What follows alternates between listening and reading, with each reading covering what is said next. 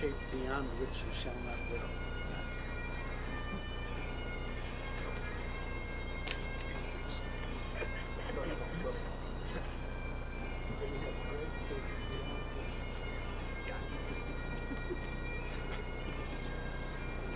Exactly. Exactly. We'll do that.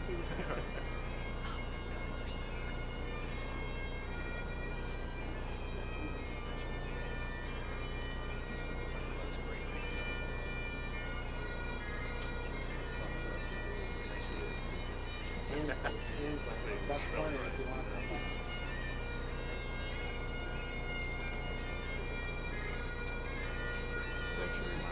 Turn the cell phones off. I know, I left mine in the Lee house for that reason.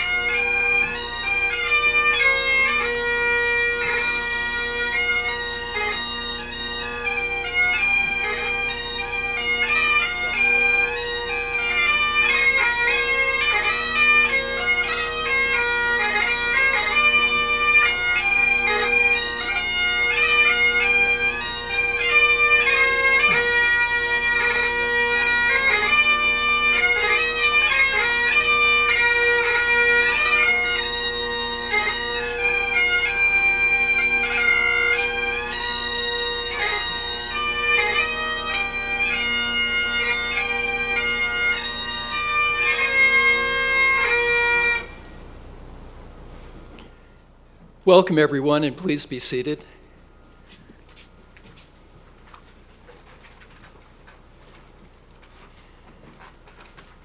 Members of the class of 2016, faculty and staff, distinguished guests and families, Trustee Emeritus Missel, and friends of the university. Welcome to this, the 161st commencement ceremony for the Washington and Lee School of Law. We gather this morning in this historic place to celebrate the achievements of our graduates and to reflect upon the days we shared together and to anticipate with a mixture of excitement and apprehension what lies ahead. This is a time of relief, too.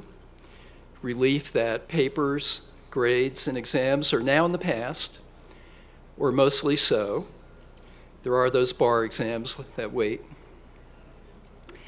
But savor these few moments this morning, moments of comparative calm here in a setting unlike any other. Most of you have undoubtedly passed a majority of your 3 years on the campus across the ravine in Lewis Hall. That has been your home. But I sincerely hope that during your time at Washington and Lee, each of you has had at least one occasion, or maybe several, to take a leisurely walk along the length of that historic colonnade that is behind you. I hope especially that your walk was on an early morning when the sun was rising and the light was hitting those columns at just the right angle. I make such a walk many mornings, and I almost always find myself thinking back to the opening convocation address by our late art history professor, Pamela Simpson, in 2011. Referring to the colonnade, Professor Simpson suggested that these have become more than a collection of historic, distinguished buildings. They have, she said, become a symbol of who we are. And she added, when we think of our most deeply held values, academic excellence, collegiality, civility, and most of all, honor, all of them are embodied here. White columns, worn steps, halls hallowed by time, and the strength embodied within them. If you glance over your left shoulders, you will see Tucker Hall, which was the home of the School of Law from 1936 to 1976. This is actually the second Tucker Hall to occupy that spot on the colonnade. Early in the 20th century, the law school building was named Tucker Memorial Building, and it was widely regarded to be one of the ugliest structures in the South. That building fortunately burned down one night in 1934, fortunately when no one was there, and conspiracy rumors persist to this day. A few weeks from now, the familiar red construction fence will go up and work will begin on the restoration of Tucker, including portions of the two-story law library that was a primary feature of the building. Several future presidents of the American Bar Association, many distinguished jurists, and some of the most prominent members of the profession received their legal educations in Tucker Hall. And so did a future Supreme Court justice named Lewis F. Powell, Jr. I raised Justice Powell's name this morning because if I hear one common refrain from alumni of this law school, it is that Washington and Lee prepared them to be not simply attorneys, but a particular kind of attorney. And Justice Powell was certainly that. This must also mean, or should mean, that Washington and Lee is not just a law school, but a particular kind of law school, an institution that is not blindly and anxiously bound by the conformity that characterizes legal education these days, but comfortable with its distinctiveness and confident of its own definition of excellence. As much as a particular kind of attorney, I believe that the men and women who graduate from this institution are particular kinds of people. People who understand that being a lawyer is so much more than a set of technical skills, more than a trade, more than a job. It is an ethic and carries with it a set of values. When Justice Powell died in 1998, his biographer, John Jeffries, said this about him. He was a good listener. That was a matter of style. He was a gentleman. But more than that, he was sincerely respectful of the views of others. As we consider the hyper-contentious climate in which we find ourselves today, a climate in which you will soon be practicing law, what better aspiration could we have than to follow Justice Powell's lead by striving always to be sincerely respectful of the views of others? Today marks your entry into a profession that has served the country and this society well. It is a noble and dignified profession, and one for which you are well prepared in every way. As you join its ranks, we not only congratulate you, but we also charge you with fulfilling your duties. We know that you will meet and exceed the very high standards of those who came before you. We wish you the very best. I now call upon Dean Brent Helwig, who will lead us through the remainder of our ceremony today.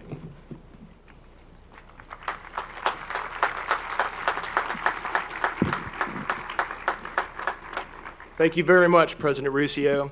What a fantastic day to be in this majestic setting on a beautiful Lexington morning to celebrate a significant milestone in the life of our students, soon to be our graduates.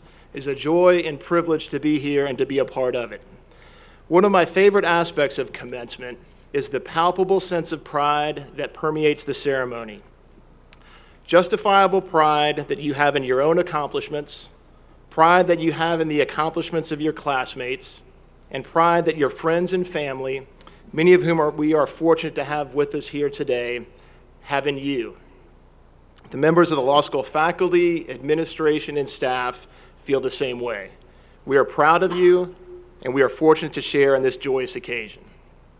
So to the class of 2016, I have just a couple words. First, congratulations. Congratulations on making it through 3 grinding years of study. Through the first year of law school, when everything was exciting, new, nerve-wracking, at times terrifying, but also fun. Through the second year, when you quickly assumed veteran status and could poke fun at the new crop of first-year students for being just a little bit too eager. That second year, when you became so overloaded with journals, moot court, student groups, job search activities, that you couldn't believe that you ever actually thought you were busy before then. And through the third year, when you started to transition to the practice of law through your participation in clinics, externships, and practicums, when you stepped out of the classroom setting and started to test out your role as an advocate and advisor.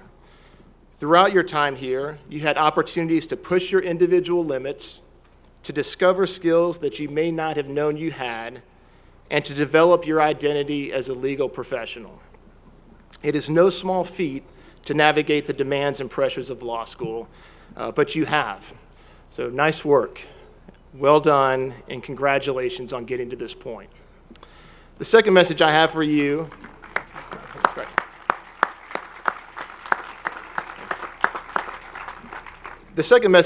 is almost as straightforward.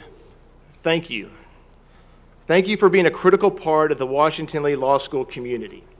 I think we all know it's been a somewhat rocky period for the broader legal profession and for legal education in particular. But you have weathered that period with us. Indeed, your class, perhaps more than any, has helped us weather that period. Our law school has a bright future, and that future is attributable in part to the investment that you've made in us. Thank you as well for your individual contributions to the law school's environment, for your probative questions in class, for your intriguing conversations in the halls and in our offices, and for your participation in various law school competitions, and for bringing fantastic speakers to campus through student groups and student-run symposia. Our academic community thrives on the energy and the intellectual curiosity of our students, and we are grateful for your significant contributions on that front. And the last point I'd like to make is to provide a piece of advice. As you proceed along your professional path, listen to your gut. Look for opportunities that you will find most rewarding, even if they are not conventional. There is no one defined, successful career path to pursue. And that's something that's easy to get lost, or that is easy to lose sight of in law school. Success will be finding a position that allows you to utilize your particular talents in a way that you find fulfilling or rewarding. Many of you came to law school because you were passionate about something. Perhaps you were attracted to the idea of trial advocacy. Maybe you wanted to work in the field of corporate mergers and acquisitions. Maybe you were attracted to the idea of being a defender of civil liberties. Or perhaps you saw a law degree as a useful entree into the broader business world. Whatever that reason was, and I realize that many of you have discovered new passions along the way, do not lose sight of it as you pursue your first position and as you evaluate opportunities that will come your way down the road. So congratulations on all that you have accomplished, and best wishes to you as you start the next exciting chapter of your life. We hope that your training and education here will serve you well, and we also hope that you will continue to be an integral part of the Washington and Lee Law School community down the road.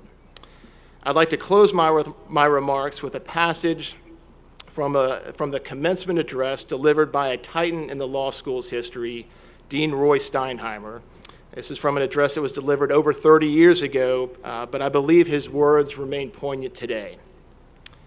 As you enter your professional careers, I ask only that you take pride in your status as a lawyer and that you bring credit to yourself and to the profession by commanding the respect of others through conduct which is dignified, decent, and honest.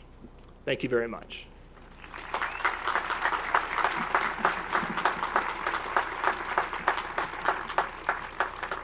Now let's get to the highlight of the ceremony, the conferring of degrees.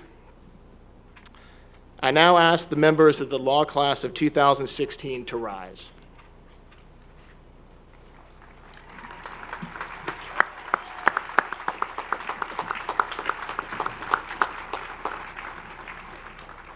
President Ruscio, I have the honor to present 93 candidates for the Juris Doctor degree. They have been examined by the faculty and approved by the Board of Trustees. They are to be congratulated on their command of the ways by which justice is attained and commended for their exceptional learning to the advancement of a just social order. I ask you by your official act to confer upon them their degrees. Upon the recommendation of the faculty and approval by the Board of Trustees, I hereby confer the degree of Juris Doctor of Washington and Lee University. Please come forward to receive your diploma as your names are called, and I ask that the audience hold its applause until the last graduate has received his or her diploma.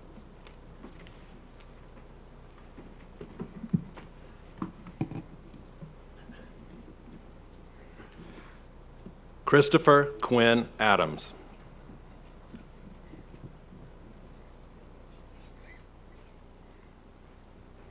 Aria Bianca Maria Allen.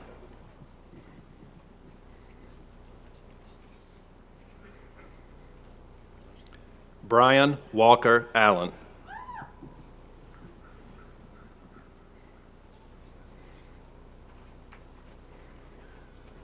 Brandon Scott Allred.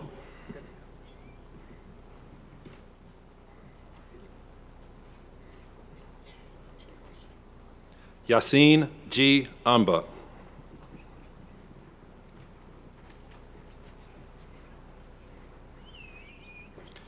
John Zachary Velasco.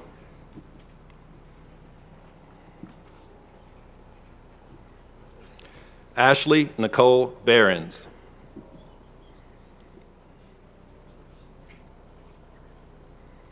Hunter Amadeus Bayless.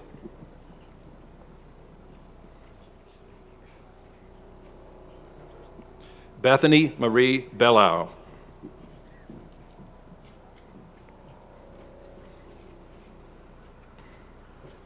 Boris Bindman.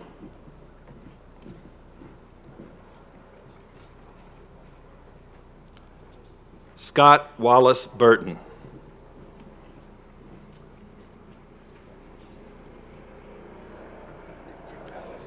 Tyler A. Carpenter.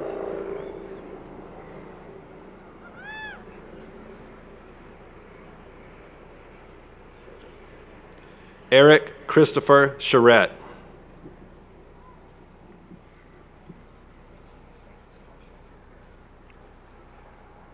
Stephen Andrew Chauvinick.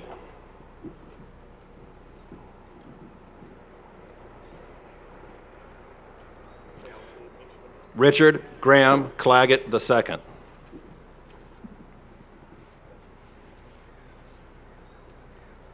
Caroline Elizabeth Colpoys.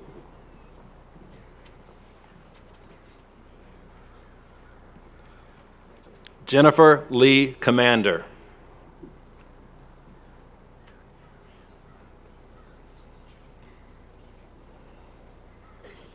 David F. Cook.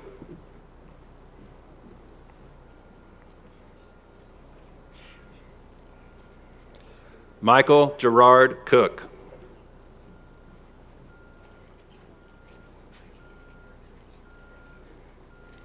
James A. Cooper.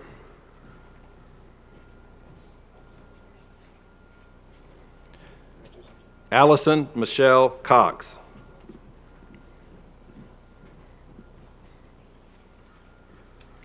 Laura Elizabeth Delago.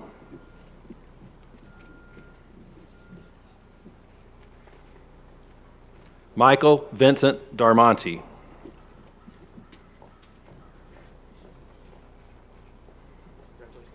Caitlin Ring De Crescenti.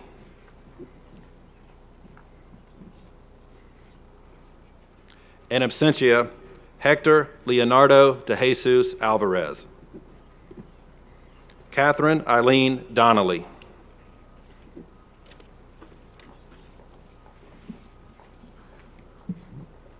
Brittany Agnes Dunperio.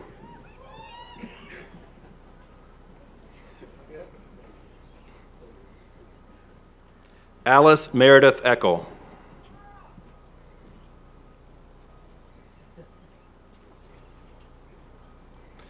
Alexandra Vivian Eichenbaum.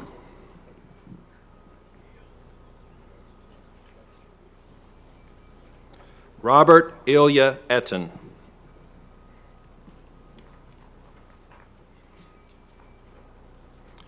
Oluwa Fayishayo O Fashui.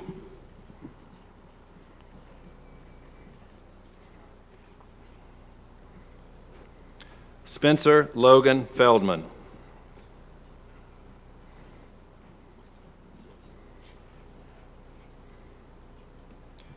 Morgan Colleen Fyander.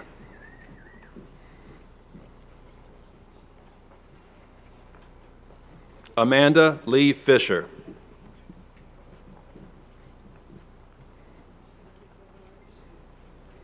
John R. Fitzgerald.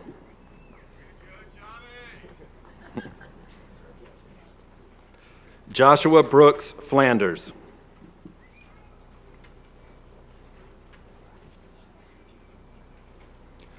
Holly A. Floberg.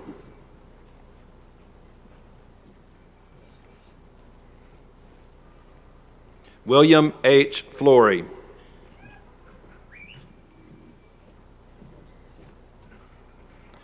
Kyle R. Fontaine.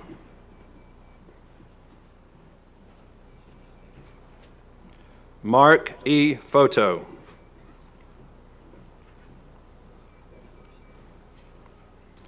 Julianne Catherine Freeman.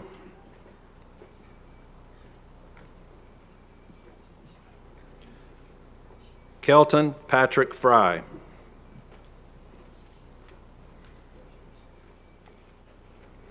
Susanna Gonzalez.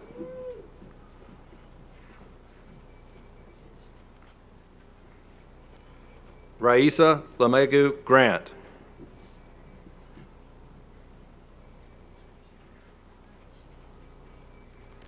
Adam N. Gregory.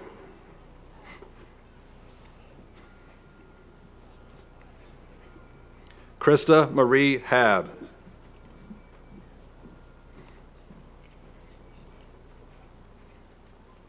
Emilia N. Hall.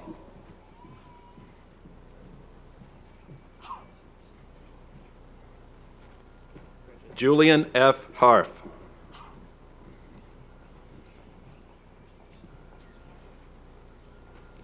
Jennifer Lynn Harrington.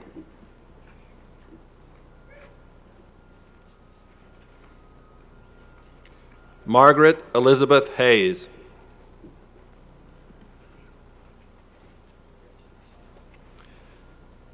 In absentia, Joshua A. Hawk. Robinson Joseph Carter Hubbard.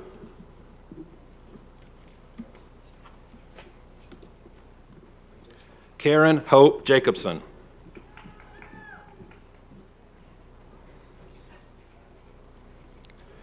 Jocelyn Grace Jazerny.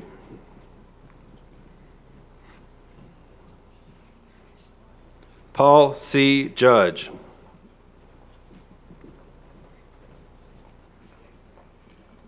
Paul Kent Keith.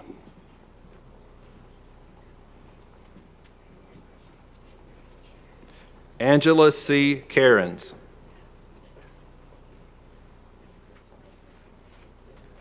Kirby Zoe Corrider.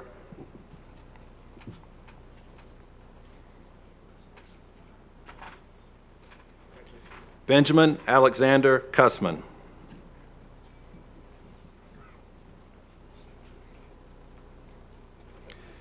Carrie-Ann Elise Laubach.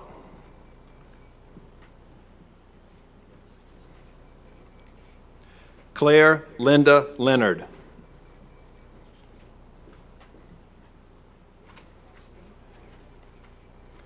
Brian Garrett Livingston.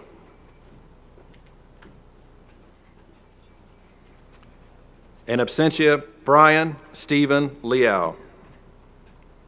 Elaine D. McCafferty.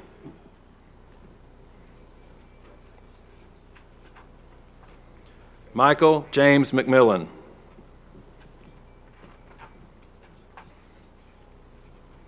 Ann Hudson McPherson.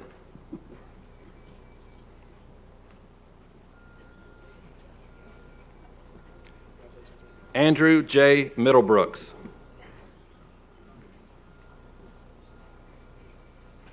Alexander R. Miltonberger.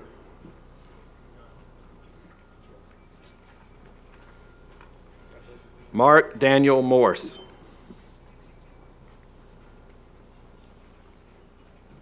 Marcus Xavier Murden.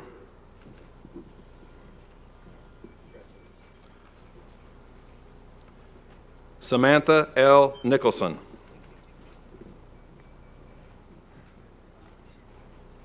In absentia, Natalie Anastasia Ocean.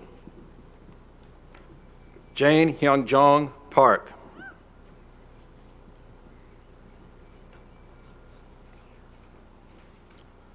Lauren K. Peck.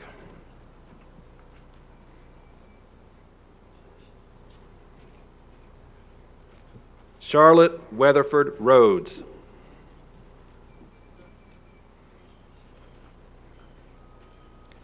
Christina Marie Rossi.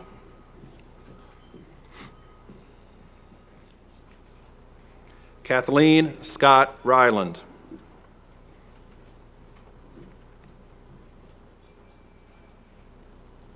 Eric Santos.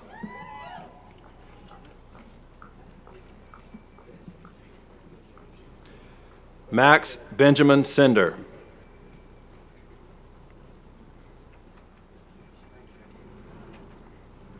Merle Howard Shoemaker III.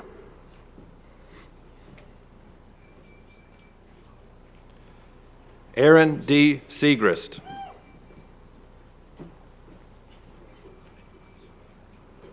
Vincent Lewis Smith.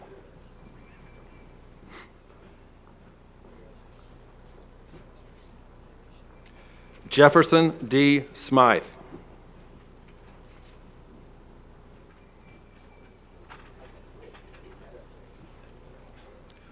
Luke Davis Stone.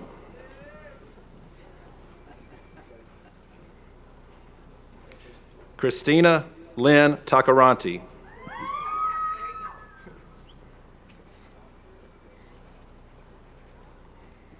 Emily Elaine Titchener.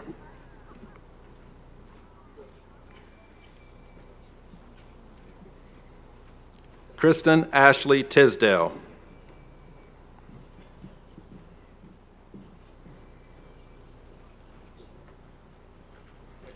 Jacob Joseph Ventura.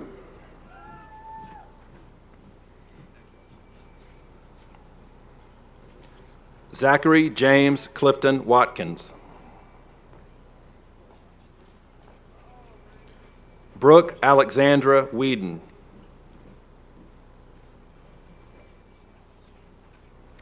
Cole Parker Wilson.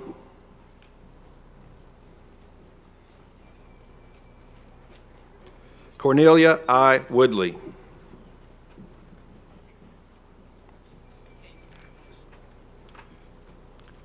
Ariel S. Wasane.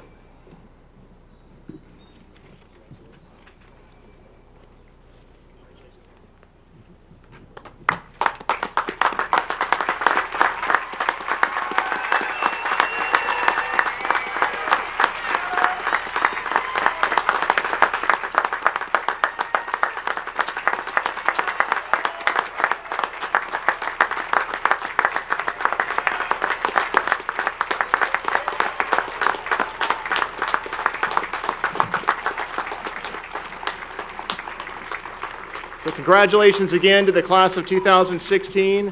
And before I introduce our commencement speaker, there's just one more person from your class I'd like to recognize. She's just a few credits short of graduation. That's what can happen when you give birth to a child during law school. But I'd also like to recognize as part of your class, Alexandra Klein.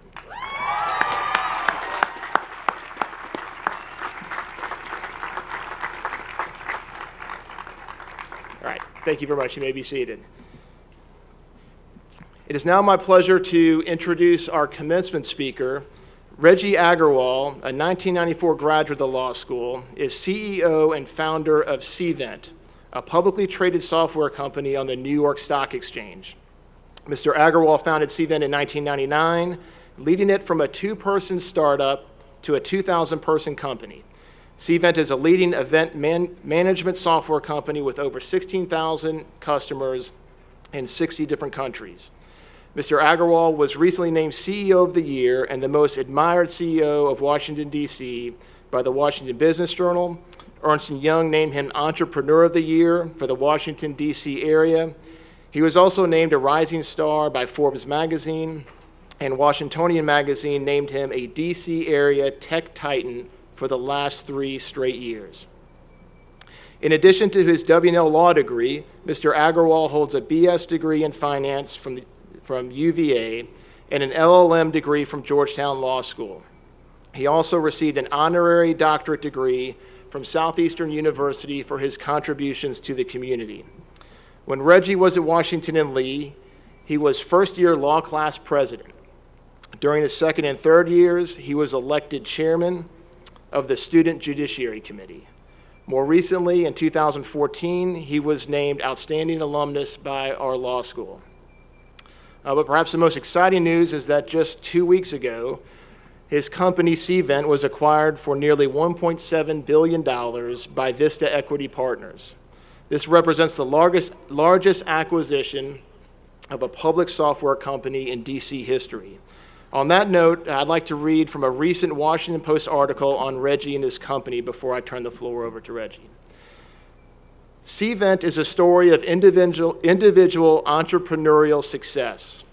The company was born during the internet wave of the late 1990s and managed to survive the subsequent downturn in the venture capital markets and engage in a long-term strategic growth plan.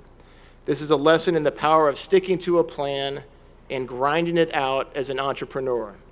Chief Executive Reggie Agarwal is a terrific example of how the entrepreneurial characteristics of commitment, optimism, and failing upward combined to help him lead his business to this point.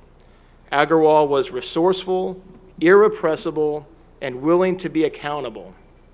And he still talks candidly today about devastating failures that didn't keep him down. These are all attributes to be admired and looked for in other entrepreneurs. So with that, Reggie, I'll turn the floor over to you, and thank you very much for being with us today.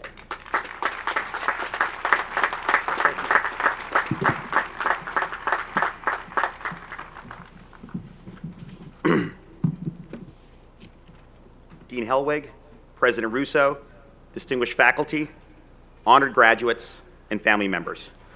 Thank you so much for including me today on this special day.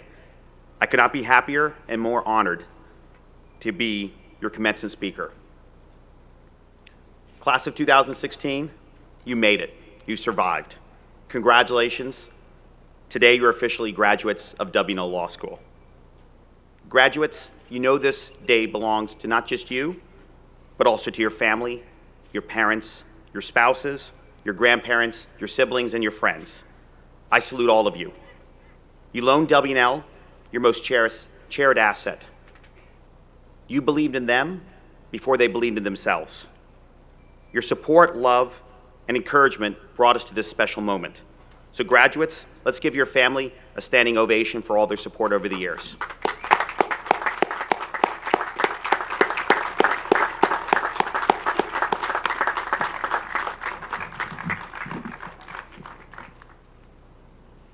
I remember this day 22 years ago. I was excited, I was scared, I was anxious, but most of all, I just wanted to pass the bar exam and make some money. Seriously, as I was thinking of the words of wisdom that which I could impart on you, it dawned on me that sharing my personal journey and the lessons I've learned in growing a company from a 2-person startup to a 2,000-person publicly traded company might be helpful. So here it is, my lessons learned in turning from a lawyer to an entrepreneur. So my parents immigrated to the US in 1968 from India. When we moved to the US, they moved to Manhattan. The only problem is they chose the wrong Manhattan because they chose Manhattan, Kansas. And that's where I was born. My father went to K-State. It was the cheapest university in the country, so we moved there. The great news is that when I was born, I doubled the Indian population in Manhattan. There weren't many Indians back then. But anyway, so I grew up all over the country, but we ended up settling in Washington, where I've lived for almost 40 years. I grew up outside of Washington, a place called Alexandria, Virginia. And after graduating from high school, I went to University of Virginia. Now, I remember right before graduation, I told my mom I wanted to be a lawyer. And of course, she said to me, "You only have two choices. You could be a doctor or an engineer." That was my only two choices. I said, "Mom, I wanted to be a lawyer." So she cried a little bit, but she got over it. And then I was off to W&L Law School. I really enjoyed my time here. As Dean Helwig said, I was president of my first year law class, and I really engaged with the university very deeply on many levels, and I really got a lot out of the university.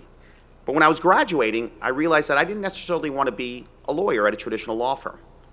So I did something creative, and the first time anyone had done that. I went to the undergraduate career center, and they helped me get a job.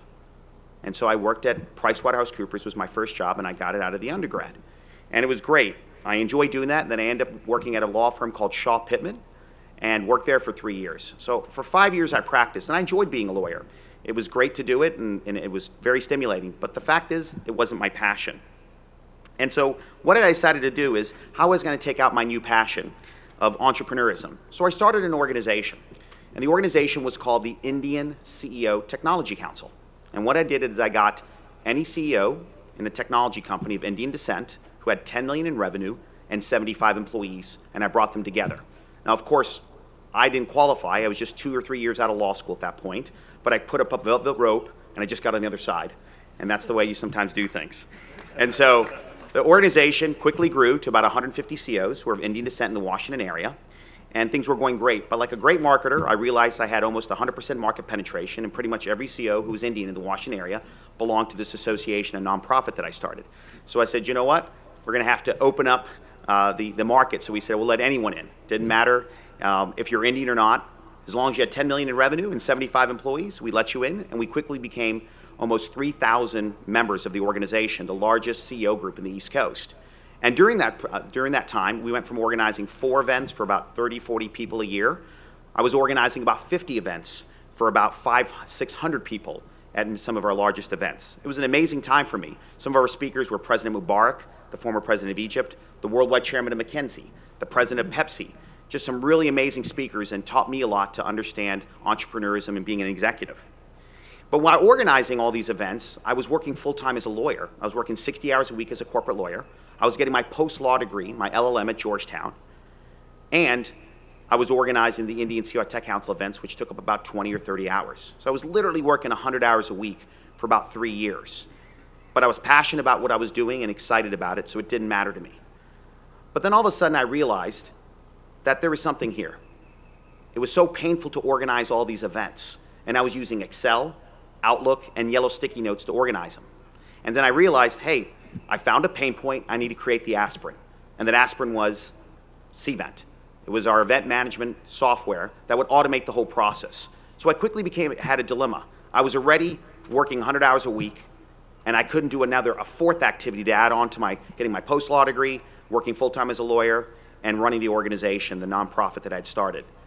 So lesson number 1 is find what you're passionate about it and just do it. So that's what I did. I decided to quit my job because I was still passionate about getting finishing my academics at my law degree, because we know how important that is. I also didn't want to give up running the Indian CEO Tech Council. So I quit my job, and then I started Cvent. Now, when you start a company, it's very interesting, because how do you fund it? Now, fortunately, after I graduated from law school, I went to UVA for 4 years in Charlottesville, and then I went for 3 years at W&L in Lexington. So my parents lived in Alexandria, and I decided that it probably was best for me to go back home and live. I ended up living at home for a little longer. And so the good fortune was, when I lived at home for those 5 or 6 years, I saved up a lot of money. And I was able to save up about $100,000, and I plowed that into the business. But living at home was never easy. They kind of called me the Indian George Costanza, because when you're 30 years old, 31, living at home is pretty tough. My lovely wife's there in the crowd, but I remember after we were dating, and then I said to her, she said to me, maybe I said to her, hey, maybe we should go back to somewhere to get to know each other better. And she goes, let's go back to your place. And I said, I have some older roommates. Maybe we go back to your place. Anyways, these are all the difficult times when you're running a business and living at home with your parents when you're 32. But these are the things you have to do. So the way I started the business is I put $100,000 into the company. My parents both worked for the federal government. I came from a middle-class family of hardworking engineers. And so they gave me about $100,000, and I was off to starting Cvent. The problem is it's very difficult and very expensive to start a company back in 1999. You had to buy servers, hardware, and things that you don't have to do now because everything's in the cloud, and software is hosted on the internet. And so I decided to take credit cards. And so there's a trick that you can do that you can't do anymore. But because I was a W&L law graduate and I was employed with a great firm, I had great credit.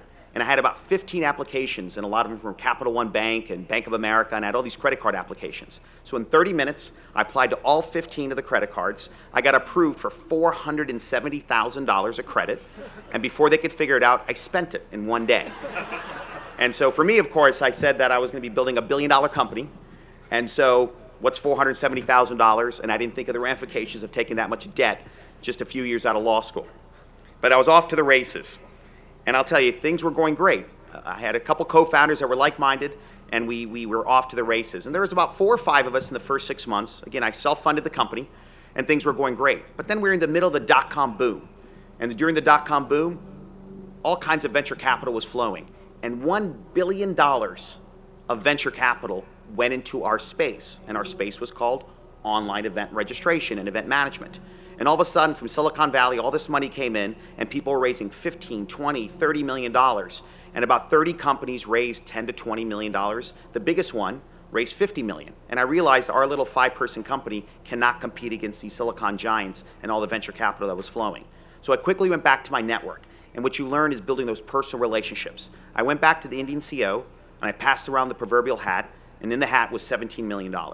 My investors were the CEO of NASDAQ, the CEO of AOL, the president of, the CEO of Verizon, the worldwide chairman of McKinsey. I'd built personal relationships with these people as a young associate at a law firm. And what I learned there is that when people invest, they believe in people. So they invested $17 million, and we're off to the races, and things were going great. We grew from 6 to 125 employees in 2000, and in just 1 year. We rolled out our products. We got lots of press. We were in the front page of the business section of the Washington Post 14 or 15 times. We were in Forbes. We were in USA Today, and things were going great. But then something happened. The perfect storm hit. September 11th, the dot-com meltdown, and reality hit. And all of a sudden, I was facing bankruptcy. I had spent $16.6 million of that $17 million that we raised, and we had a big fat $1.5 million revenue company, kind of like the Bad News Bears. Wasn't a very good ROI. And I started looking back and realizing all the mistakes we made. I remember my mother told me when I was growing the company, shouldn't you be building a product that you sell for more than it costs? I said, Mom, you don't know what you're talking about. It's all about market share. Just keep growing. And what you realize, you never violate fundamental economic rules that have been around for 5,000 years. A lot of companies are doing that right now. We're in a bubble right now. But the point is that a lot of lessons were learned, but the problem was the consequences were dire. I had to cut 80% of my staff. We went from 125 people to 24 employees. And it was the most difficult time in my life. Life had been pretty easy for me. Things had gone my way most of my life. But I'd never been knocked off my horse so bad. I clearly wasn't a good entrepreneur. I clearly didn't know how to run a business. And the reality, I didn't know which way was up or which was down. I was at the lowest moment in my life. I remember on a personal vignette, just to share with you, I remember when I was going to my high school my high school reunion. It was my 15-year high school reunion. It was in 2002. We had just done 3 layoffs, and again, it was extraordinarily difficult. And it's difficult to go through tough times, but people don't realize how tough it is. It's even more difficult to go through personal tragedy when the papers are writing about you. And the papers who had written such great things about Cvent and me personally, they turned on me. They started writing extraordinarily negative articles. And it's difficult to go through this personal tragedy, but then everyone's reading about it, and that's even tougher. So I remember going to my 15-year high school reunion. I was student body president of my high school, and I was voted most likely to succeed. And I realized that I was the biggest loser in my high school. I was 32 years old, living with my parents.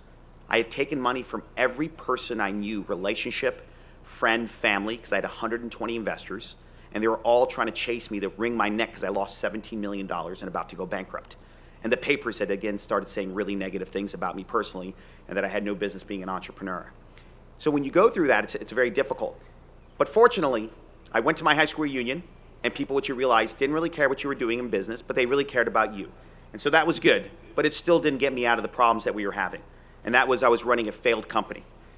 So lesson number 2 is that not everyone should be an entrepreneur. The fact is it's extraordinarily difficult. You read the successful companies like Facebook and LinkedIn and see these successes.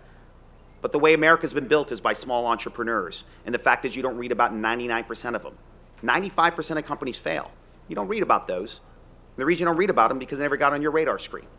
And so the fact is that the sacrifices you have to make, putting $500,000 credit on the line, almost being bankrupt, and putting everything there is difficult. I remember one story, which is probably the most powerful story for me, was we were about to go bankrupt. It's 2001, and one of my mentors was a gentleman by the name of David Bradley. He started a company called the Advisory Board and the Corporate Executive Board, 2 public companies. He gave me free space at the Watergate, so we were located at the Watergate for about a year and a half, and was very fortunate to have him as my mentor. But then he ended up buying a magazine called the Atlantic Monthly, moved it from Boston down to DC, and then he said, Reggie, I need you to get out of the space. And unfortunately, it was in 2000, during the height of the boom. We were 125 employees, and I thought we were going to double. So we got space for 250 employees. So we signed the space, and the way it works in commercial real estate, you think Lexington rent is bad, but when you do commercial real estate or commercial leases, you have to sign a 5-year lease. And we signed our rent payment was $800,000 a year, but we were 250 employees. So we thought things were going great and things would be no problem because we were growing fast and there was very little space in the Washington area because all the companies were booming. So when we were about to go bankrupt, we had space for 250 people. We were down to 24 people, and it was just extraordinarily difficult because every time we closed a sale, it was just going to pay the air conditioning or the rent. And so I went to our landlord and I said to my landlord, I said, listen, we're about to go bankrupt. And it doesn't make sense because half your building's empty anyways because all these companies have gone bankrupt. And the fact is that if we're going to go bankrupt, it doesn't help pay the rent. So then he looked at me and he said, did you read the legal contract? It was about this thick, and I was embarrassed because I was a lawyer, and I was so busy running the business, I hadn't deeply read the contract. And what it said is if I missed 1 month's rent, you can accelerate all the rents due. So I was in month 6 of a 60-month rent. So they would accelerate 54 months at $70,000 a month, so I owed them $4.2 million. And I had no money, so I wasn't that worried because I was like, I have no money. So if you accelerate, it's not a big deal because all I have is 6 cents, my Jeep Cherokee that I still have from W&L that I drove, and I have my 2 suits that I brought from an old place called Britches. It used to be a store in D.C. And so but then I started to think about it and I realized, you know what? I'm giving away my plan B. I clearly wasn't a good entrepreneur. I practiced law for 5 years. I got my W&L law degree. I went to Georgetown for my post-law degree. I had 9 years in as a lawyer. But then I realized that if I did not succeed, because what they asked me to do is they asked me to personally sign the lease. And if you guys know from law school, any of you took Professor Johnson's class, you either put your company in an LLC or a C Corp, which we were, but they asked me to pierce the corporate veil. Sorry to get legal on you guys.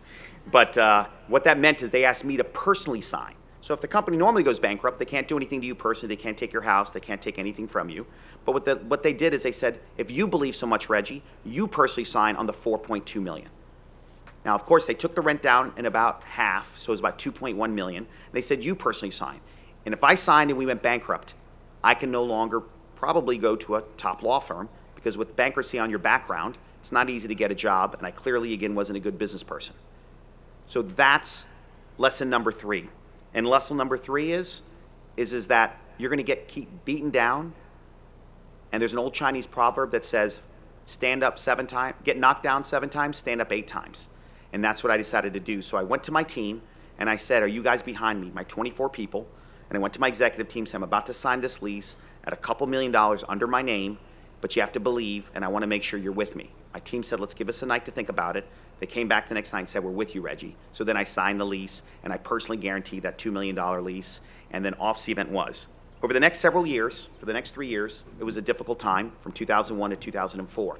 But that's where Cvent's culture was made. Because during that time, we'd end up focusing on just the 3 most important things, which is hiring the best people, build the best products, and service your customers. Oh, and by the way, make some money on the way. And so that's all we did. And during that time, I learned a lot of lessons. The lessons I learned, first of all, were that no matter what anyone says to you, no matter how much people don't believe in you, you have to always believe in yourself. I remember that right when things were starting to turn for us and things were starting to come, we were starting to get customers, we cut to 24 people, we were starting to really get in our rhythm, and we were moving in the right direction. But then the Washington Post wrote another article and saying we're going to fail again.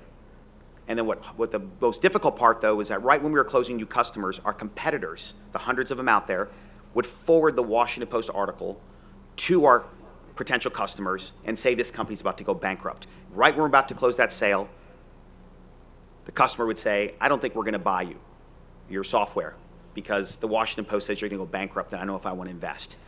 And we just kept on getting beaten down, and that's why you have to keep getting standing up.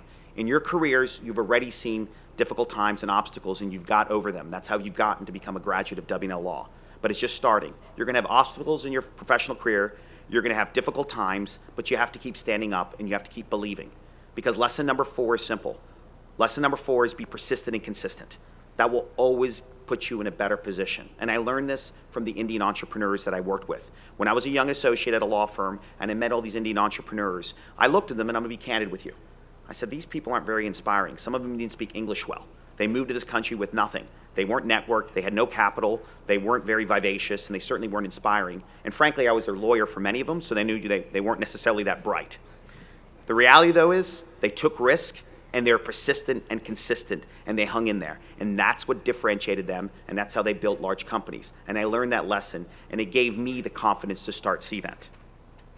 So what ended up happening was we just had a simple philosophy, which is steady she goes. We're going in that direction. I don't care if it's 1 mile or 50 miles, that's where we're going.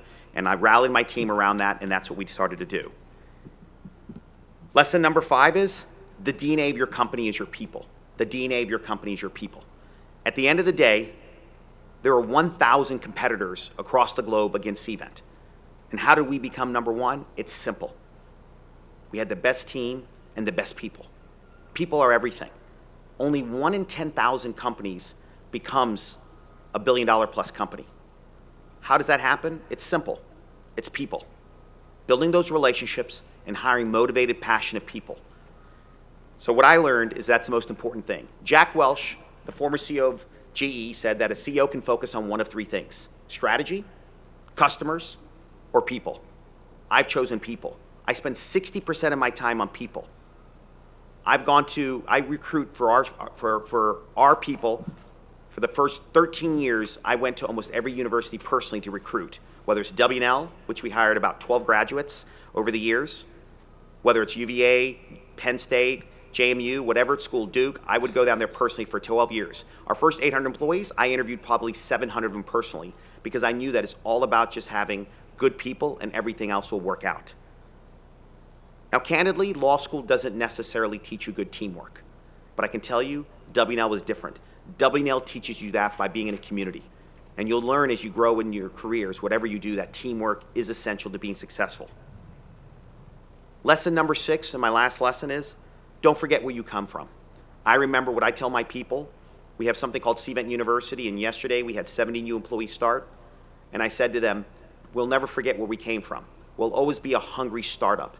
We'll always be humble because we'll always remember the lessons that we learned and the trials that we went from. For you, you have to ask yourself, why did you go to law school? And please don't forget that. Law school is more than just classes, more than just tests, clinics, and papers. W&L taught me to be confident, taught me to question, taught me to analyze, to write, to have common sense. It taught me to understand what a caring community is. I tried to create that same sense of community and trust at my company, Cvent.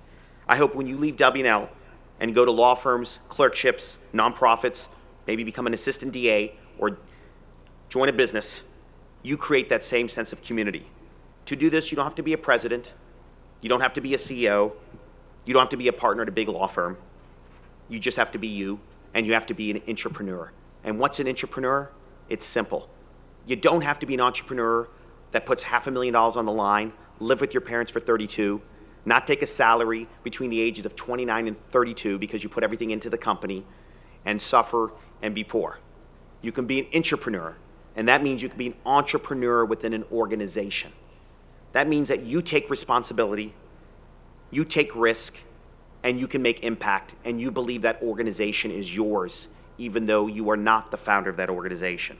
I can promise you The journey will be more fun, will be more interesting and more rewarding, and if you're a good organization, they will recognize you and treat you like an entrepreneur or a partner or an owner in that organization so you can control your destiny. So congratulations once again to the class of 2016. Oops, 2096. I'm planning to live a long time. Now go out and be great lawyers, be the defenders of the poor and weak, or successful business people. But mostly, be entrepreneurs and control your own destiny. Thank you.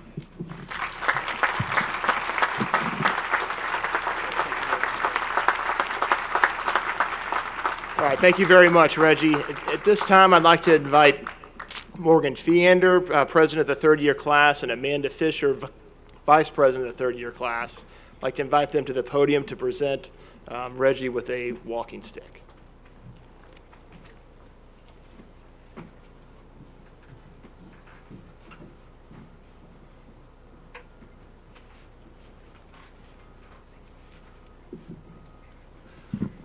Thank you so much, Mr. Agrawal. Those were inspiring words, and we are so thankful and grateful that you continue to support the school, the law school, and the university, and all of our students. And on behalf of the class of 2016 and Washington and Lee, Amanda and I would like to present you with a walking stick, and we are honored to have you here and to be part of this tradition, so thank you. Thank you.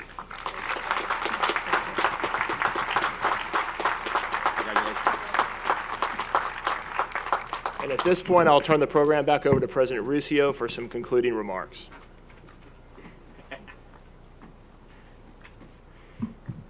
Thank you, Dean Hellwig, and thank you, Reggie, as well, for those truly inspiring words. It's a great story. We now bring these exercises to their fitting conclusion by expressing our gratitude to all those who have made this day possible. We remember the faculty, whose scholarship and commitment to teaching have prepared you intellectually to begin your careers. We remember your families and friends who have sacrificed on your behalf over these years of study. They've sacrificed with their time, labor, and substance. We remember alumni and friends of the university whose continuing generosity has supported you during your time here, often in ways you may not have realized. And we remember the university staff, administrators, custodians, dining service, public safety officers, and facilities management employees, whose daily and faithful performance of their duties has made your lives much more comfortable. On behalf of the graduates, I thank all of them for making today possible. And for the graduates, I follow the tradition of my predecessors in taking these last few moments to remind you what it means to enter a profession. For despite the current turmoil in the legal business, becoming a lawyer still means becoming a member of a profession indispensable to our society.